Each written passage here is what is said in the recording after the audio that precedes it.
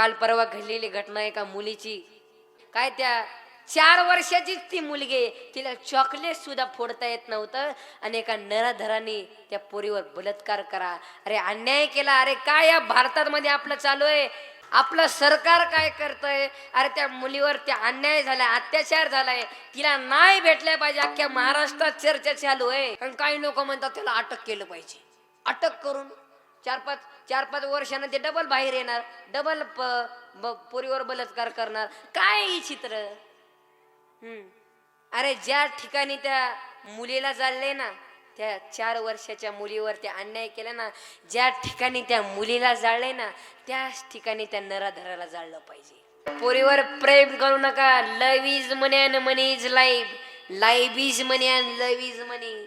अंगातली ताकद काळ्या मातीसाठी वापरा, गोट्यातल्या गायीसाठी वापरा आणि घरातल्या माईसाठी वापरा.